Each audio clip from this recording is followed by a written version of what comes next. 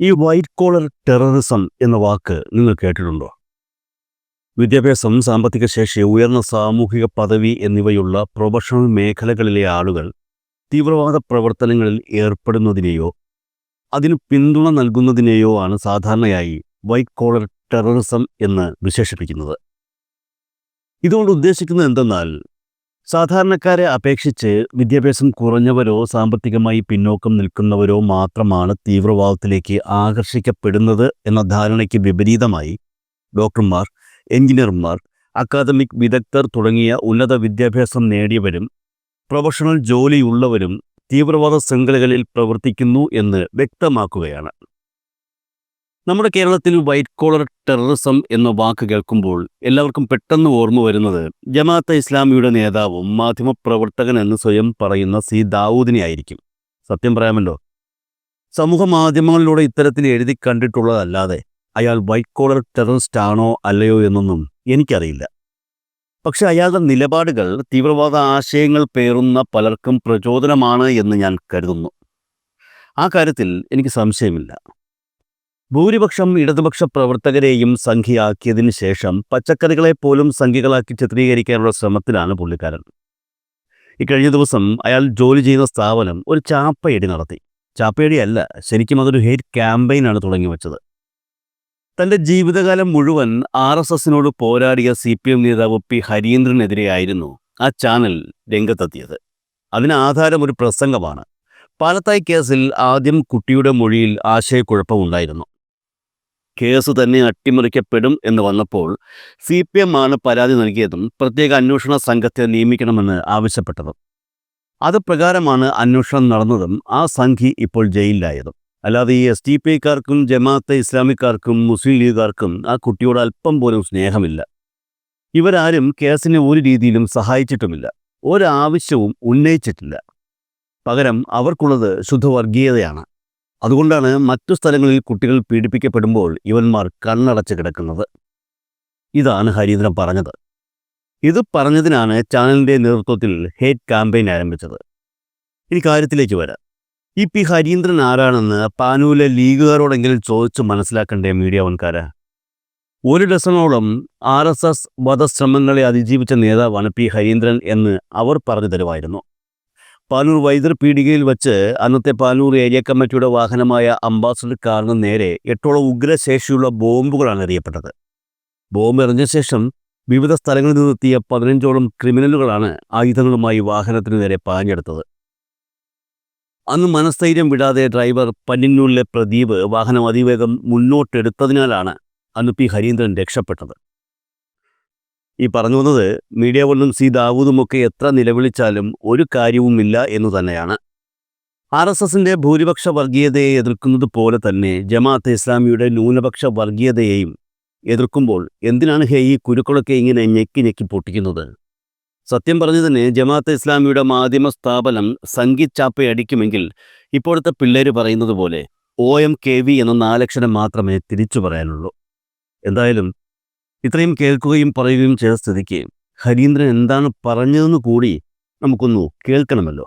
അവിടെ ഈ കേസ് നടത്തുന്നതുമായി ബന്ധപ്പെട്ട സഹായങ്ങൾക്ക് വേണ്ടി സഖാവ് ബൈജു MP ബൈജു CPMന്റെ ഭാരത ലോക്കൽ കമ്മിറ്റി സെക്രട്ടറി കൺവീനറായിട്ടുള്ള കമ്മിറ്റിയാണ് ഈ കാലം അത്രയും ആ കേസുമായി ബന്ധപ്പെട്ട എല്ലാ പ്രവർത്തനങ്ങളും നേതൃത്വം നൽകിയിട്ടുള്ളത്. കേസിന്റെ നടത്തിപ്പിൽ ആരെങ്കിലും ഉണ്ടായിരുന്നോ? ആ കേസിലെ സാക്ഷി വിസ്താരത്തിലുണ്ടായിരുന്നോ? അതിന് അനുകൂലമായി മൊഴി കൊടുപ്പിക്കാൻ ഇവരെന്തെങ്കിലും സേവനം ചെയ്തിട്ടുണ്ടോ? ആ കുടുംബത്തിൽ ഈ കുട്ടിയുടെ അമ്മാവൻ അബ്ദുള്ള ഉൾപ്പെടെയുള്ള ആ കുടുംബത്തെ എപ്പോഴെങ്കിലും ഇവർ കൂടെ നിന്നിട്ടുണ്ടോ? ഇവർ ചെയ്തതെന്താ? പാലത്തായിലെ പെൺകുട്ടിയുമായി ബന്ധപ്പെട്ട വലിയ വിവാദങ്ങൾ ഉണ്ടാക്കിക്കൊണ്ടുവരാനാണ് ഇവർ ശ്രമിച്ചത്. അന്നും ഇന്നും എല്ലാ കാലത്തും അവർക്ക് ഒറ്റ ഉദ്ദേശമേ ഉള്ളൂ: പീഡിപ്പിക്കപ്പെട്ട പെൺകുട്ടിക്ക് എന്തെങ്കിലും പിന്തുണ നൽകുക, സഹായം നൽകുക എന്നതിനേക്കാൾ ഉപരിയായി ഈ പീഡനത്തെ CPMനെതിരായി തിരിച്ചുവിടുക എന്നത് മാത്രമാണ് അവർ അന്നും ഇന്നും ശ്രമിച്ചുകൊണ്ടിരിക്കുന്ന കാര്യം. ഞാൻ ചോദിക്കുന്നു, ഈ പീഡിപ്പിക്കപ്പെട്ട പെൺകുട്ടികളോടുള്ള സഹതാപമായിരുന്നുവെങ്കിൽ, അതിനുള്ള പിന്തുണയായിരുന്നുവെങ്കിൽ, ഈ കേരളത്തിൽ ഉസ്താദുമാർ പീഡിപ്പിച്ച എത്ര പെൺകുട്ടികളുടെ വാർത്ത, ആൺകുട്ടികളുടെ വാർത്ത നമ്മൾ കണ്ടിട്ടുണ്ട്? ഏത് ഉസ്താദ് പീഡിപ്പിച്ച കേസാണ് ഇവിടെ ഇത്രയും വിവാദമായിട്ടുള്ളത്? ആ കേസിൽ എന്ത് സംഭവിച്ചുവെന്ന് ഈ നാടാരെങ്കിലും മനസ്സിലാക്കിയിട്ടുണ്ടോ? ചർച്ച ചെയ്തിട്ടുണ്ടോ? നിങ്ങളുടെ പ്രശ്നം പീഡിപ്പിക്കപ്പെട്ടു എന്നുള്ളതല്ല. പീഡിപ്പിച്ചത് ഹിന്ദുവാണ്, പീഡിപ്പിക്കപ്പെട്ടത് മുസ്ലിം പെൺകുട്ടിയാണ്. ആ ഒരൊറ്റ ചിന്ത മാത്രമാണ് SDPക്കാരുടെ ചിന്ത. അത് കുടുസായ ചിന്തയാണ്, ലീഗിന്റെ ചിന്തയാണ്, അത് വർഗീയതയാണ്. അല്ലാതെ ഈ കേരളത്തിൽ എത്ര ഉസ്താദുമാര് എത്ര കുട്ടികളെ പീഡിപ്പിച്ചു? ആണ് രണ്ട് വ്യത്യാസമില്ലാതെ പീഡിപ്പിച്ചില്ലേ? ആ കേസിൽ എന്ത് സംഭവിച്ചുവെന്ന് ഇവരാരെങ്കിലും അന്വേഷിച്ചിട്ടുണ്ടോ? അതിന്റെ പേരിൽ ഏതെങ്കിലും ആക്ഷൻ കമ്മിറ്റി ഉണ്ടോ? എന്തെങ്കിലും പ്രസംഗമുണ്ടോ? എന്തെങ്കിലും മുദ്രാവാക്യമുണ്ടോ? ഇല്ലല്ലോ. നിങ്ങളുടേത് വർഗീയതയാണ്.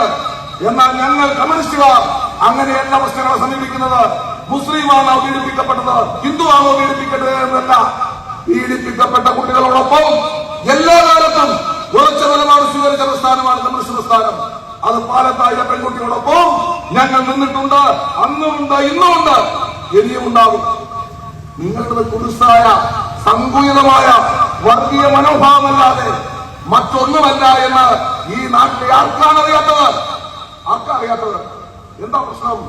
പാലത്തായിലെ പെൺകുട്ടിയുമായി ബന്ധപ്പെട്ട് കേസ് രജിസ്റ്റർ ചെയ്തപ്പോ അത് കുട്ടിയുടെ മൊഴിയിൽ ചില വൈരുദ്ധ്യങ്ങളുണ്ട് എന്നതിന്റെ അടിസ്ഥാനത്തിൽ ലോക്കൽ പോലീസ് ആ കേസ് മുന്നോട്ട് കൊണ്ടുപോകുന്നതിന് താല്പര്യമെടുത്തില്ല. കാരണം എന്താ? കുട്ടിയുടെ മൊഴിയിൽ വൈരുദ്ധ്യങ്ങളുണ്ട് എന്ന് ചൂണ്ടിക്കാണിച്ചിട്ട്. അങ്ങനെ വരുമ്പോ സ്വാഭാവികമായിട്ടും ആ കേസ് കുറ്റവാളി രക്ഷപ്പെട്ടേക്കും എന്നൊരു സ്ഥിതി വന്നു. ഈ സ്ഥിതി വന്നപ്പോ ഞങ്ങളാണ് ഇടപെട്ടത്, നിങ്ങളല്ല. ഈ സംസ്ഥാനത്ത് സർക്കാർ നേതൃത്വം നൽകുന്നൊരു പാർട്ടി എന്ന നിലയിൽ CPIMന്റെ പാനൂർ ഏരിയ കമ്മിറ്റിയും കണ്ണൂർ ജില്ലാ കമ്മിറ്റി നേതൃത്വവും സംസ്ഥാന പാർട്ടി നേതൃത്വത്തെ ബന്ധപ്പെട്ടുകൊണ്ട് സർക്കാരിനോട് ആവശ്യപ്പെട്ട പുതിയ അന്വേഷണ സംവിധാനം ഉണ്ടാക്കണമെന്ന് ആവശ്യപ്പെട്ടു. ലോക്കൽ പോലീസിന്റെ ഭാഗമായിട്ട് ആ കേസിൽ ഒരു സ്തംഭനാവസ്ഥയുണ്ട്. അതുകൊണ്ട് കൂടുതൽ ശരിയായ രീതിയിൽ അന്വേഷണം നടക്കണമെങ്കിൽ ഒരു കൃത്യമായ അന്വേഷണ സംവിധാനം വേണം. ആവശ്യപ്പെട്ടത് ഞങ്ങളാണ്, നിങ്ങളല്ല. SDPക്കാരൻ ആവശ്യപ്പെട്ടോ? മുസ്ലിം ലീഗുകാരൻ ആവശ്യപ്പെട്ടോ? ആണോ? അങ്ങനെയാണോ SIT വന്നത്? സ്പെഷ്യൽ ഇൻവെസ്റ്റിഗേഷൻ ടീം വന്നത് അങ്ങനെയാണോ? അല്ല, ഞങ്ങളാണ് ആവശ്യപ്പെട്ടത്. ഞങ്ങൾ ആവശ്യപ്പെടുക മാത്രമല്ല, സർക്കാരിൽ സ്വാധീനം ചെലുത്തി, നിർബന്ധം ചെലുത്തി അത്തരത്തിലൊരു ടീം ഉണ്ടാക്കിയിട്ട് ആ ടീമിന്റെ അടിസ്ഥാനത്തിലാണ് പിന്നീട് അന്വേഷണം മുന്നോട്ട് പോയത്. എന്താ പത്മരാജന്റെ വക്കീല്, BJP നേതാവിന്റെ വക്കീല് കോടതിയിൽ വാദിച്ചത് ഈ സ്പെഷ്യൽ ഇൻവെസ്റ്റിഗേഷൻ ടീമിന്റെ ഭാഗമായി പ്രവർത്തിച്ച DYSP അല്ലെങ്കിൽ ACP അദ്ദേഹം ഇപ്പോൾ ശ്രീകണ്ഠാപുരം നഗരസഭയിൽ LPFന്റെ സ്ഥാനാർത്ഥിയാണ്. അദ്ദേഹം വിരമിച്ചു. രത്നകുമാർ എന്ന് പറയുന്ന അന്നത്തെ പാലത്തായി പീഡനക്കേസിൽ അന്വേഷണ ഉദ്യോഗസ്ഥനായിട്ടുള്ള രത്നകുമാർ ഇന്ന് ശ്രീകണ്ഠാപുരം നഗരസഭയിലെ ഇടതുപക്ഷ ജനാധിപത്യങ്ങളുടെ സ്ഥാനാർത്ഥിയായിട്ട് മത്സരിക്കുന്നു. BJPയുടെ വക്കീല് കോടതിയിൽ പറഞ്ഞു, ഇയാൾ കമ്മ്യൂണിസ്റ്റ് നേതാവാണ്, ഈ അന്വേഷണ ഉദ്യോഗസ്ഥൻ CPMന്റെ നേതാവാണ്. ഈ CPMന്റെ നേതാവായിട്ടുള്ള ഈ അന്വേഷണ ഉദ്യോഗസ്ഥൻ BJPയോടുള്ള വിരോധം വെച്ച് പത്മരാജനെ കേസിൽ കുടുക്കി. അതുകൊണ്ട് കോടതി ഇത് രാഷ്ട്രീയ പ്രേരിതമായിട്ടാണ് ഈ പത്മരാജനെ കേസിൽപ്പെടുത്തിയത്. അതുകൊണ്ട് ഈ കേസ് വിട്ടുകളയണം. ഇതാണ് വാദം. ആര്? പത്മരാജന്റെ വക്കീലിന്റെ വാദം. നിങ്ങളെന്താ പറയുന്നത്? നിങ്ങൾ പറയുന്നത് പത്മരാജനെ രക്ഷിക്കാൻ നിങ്ങൾ ശ്രമിച്ചുവെന്ന്. BJPക്കാരും കോടതിയിൽ വാദിക്കുന്നത് CPMകാര് അന്വേഷണ ഉദ്യോഗസ്ഥനെ സ്വാധീനിച്ച് പത്മരാജനെ കുടുക്കിയെന്ന്. ഇതിലേതാ ജനങ്ങൾ വിശ്വസിക്കേണ്ടത്? നിങ്ങൾ വൈകല്യം പറയുന്നു CPM BJP രക്ഷിക്കാൻ ശ്രമിച്ചു, പീഡിപ്പിച്ച BJP നേതാവ് രക്ഷിക്കാൻ ശ്രമിച്ചു എന്ന്. കോടതിയിൽ BJPയുടെ വക്കീല് പറയുന്നു പത്മരാജനെ കുടുക്കിയത് CPM ആണ് എന്ന്. ഇത് തമ്മിൽ വ്യത്യാസമില്ലേ? ഇതിൽ ആര് പറയുന്നതാണ് ജനങ്ങൾ വിശ്വസിക്കേണ്ടത്? അതാണ് ഞാൻ പറഞ്ഞത്. നിങ്ങൾക്ക് കുട്ടി പീഡിപ്പിക്കപ്പെട്ടു എന്നതല്ലല്ലോ പ്രശ്നം. പീഡിപ്പിക്കപ്പെട്ട കുട്ടിയോട് എന്തെങ്കിലും സഹാനുഭൂതിയാണോ നിങ്ങൾക്കുള്ളത്? അല്ലേ? അല്ല. നിങ്ങൾക്കുള്ളത് ശുദ്ധ വർഗീയതയാണ്. അതുകൊണ്ടാണ് ഈ കേരളത്തിൽ ഒരുപാട് പെൺകുട്ടികൾ പീഡിപ്പിക്കപ്പെട്ടിട്ടുണ്ട്.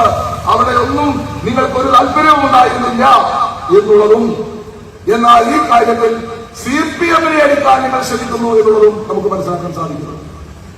മുസ്ലിം ലീഗ് ഞങ്ങളെ ഈ കേസുമായി ബന്ധപ്പെട്ട്, പാലത്തായി കേസുമായി ബന്ധപ്പെട്ട് CPMനെ BJPയെ സഹായിക്കുന്ന, BJPയെ പിന്തുണക്കുന്ന സംഘികളായി ചിത്രീകരിക്കുന്നു, സംഘാവായി ചിത്രീകരിക്കുന്നു. CPMഉം RSSഉം തമ്മിൽ വലിയ കൊളാബറേഷനാണ് എന്നാണ് പറയുന്നത്. ഇത് ഈ പാലത്തായിലെ പെൺകുട്ടിയെ പീഡിപ്പിച്ച പത്മരാജൻ രക്ഷിക്കാൻ വേണ്ടിയിട്ട് BJP CPM ധാരണയുണ്ടാക്കുന്നത്. ഉളുപ്പുണ്ടോ നിങ്ങൾക്ക്? ഉളുപ്പുണ്ടോ? ഈ പാനൂർ മേഖലയിൽ BJP വളർത്തിയത് മുസ്ലിം ലീഗല്ലേ? നിങ്ങൾ നിഷേധിക്കാൻ പറ്റില്ല. മുസ്ലിം ലീഗല്ലേ വളർത്തിയത്? ഞാൻ ചോദിക്കുന്നു, ഇവിടെ 1980 നടന്ന പെരിങ്ങളത്തി നിയോജകമണ്ഡലത്തിലെ തെരഞ്ഞെടുപ്പ്, ആ തെരഞ്ഞെടുപ്പോട് കൂടിയാണ് പെരിങ്ങളത്തിന്റെ രാഷ്ട്രീയം മാറി മറിഞ്ഞത്. അന്ന് ഇടതുപക്ഷ ജനാധിപത്യ മുന്നണി സ്ഥാനാർത്ഥിയായിട്ട് AK ശശീന്ദ്രൻ മത്സരിച്ചു. AK ശശീന്ദ്രൻ LDF സ്ഥാനാർത്ഥി. ആരാ ലീഗിന്റെ സ്ഥാനാർത്ഥി? കോൺഗ്രസിന്റെ സ്ഥാനാർത്ഥി KG മാരാർ. KG മാരാർ കോൺഗ്രസും മുസ്ലിം ലീഗും പിന്തുണച്ച സ്ഥാനാർത്ഥി അല്ലേ? ഞങ്ങൾക്കെതിരായി AK ശശീന്ദ്രൻ ഞങ്ങൾ പിന്തുണച്ചു.